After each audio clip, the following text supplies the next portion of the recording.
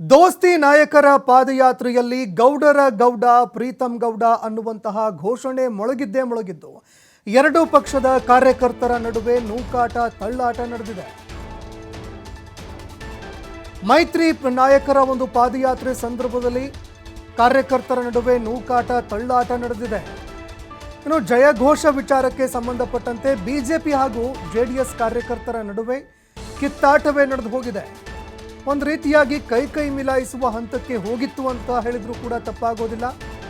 ಹಾಸನ, ಮಂಡ್ಯ, ಮಂಗಳೂರಲ್ಲೂ ಕೂಡ ಪ್ರೀತಂ ಗೌಡ ಅಂತ ಘೋಷಣೆ ಕೂಗಲಾಗಿದೆ. ಗೌಡರ ಗೌಡ ಪ್ರೀತಂ ಗೌಡ ಅಂತ ಹೇಳಿದ್ದು ಜೆಡಿಎಸ್ ಪಡೆ ಹಾಗೂ ಜೆಡಿಎಸ್ನ ಕಾರ್ಯಕರ್ತರು ರೊಚ್ಚಿಗೆದ್ದಿದ್ದಾರೆ.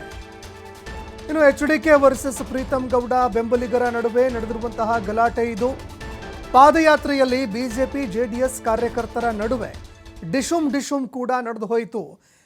ನೋಡ್ತಾ ಇದ್ದಂತೆ ಕಾರ್ಯಕರ್ತರ ನಡುವೆ ಗಲಾಟೆ ನಡೆದು ಹೋಯಿತು. ಕಾರ್ಯಕರ್ತರ ನಡುವೆ ಕೈ ಮಿಲಾಯಿಸುವ ಹಂತಕ್ಕೆ ಈ ಒಂದು ನೂಕಾಟ ತಳ್ಳಾಟ ಹೋಯಿತು. ನಿಖಿಲ್ ಕುಮಾರಸ್ವಾಮಿ ಭಾಷಣದ ವೇಳೆ ಪ್ರೀತಂ ಗೌಡ ಪರವಾಗಿ ಕಾರ್ಯಕರ್ತರು ಜಯ ಘೋಷಣೆಗಳನ್ನು ಕೂಗಿದರು. ಇನ್ನು ರೊಚ್ಚಿಗೆ ಎದ್ದಂತಹ ಜೆಡಿಎಸ್ ಕಾರ್ಯಕರ್ತರು ನೂಕಾಟ ತಳ್ಳಾಟವನ್ನು ಕೂಡ ಆರಂಭ ಮಾಡಿದ್ರು.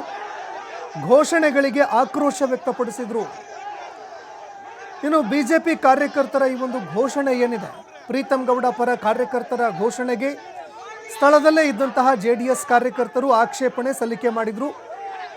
ಇನ್ನು ಆಕ್ಷೇಪ ವ್ಯಕ್ತವಾಗ್ತಾ ಇದ್ದಂತೆ ಕಾರ್ಯಕರ್ತರ ನಡುವೆ ಮಾತಿಗೆ ಮಾತು ಬೆಳೆದು ನೂಕಾಟ ತಳ್ಳಾಟ ಕೂಡ ನಡೆದಿದೆ.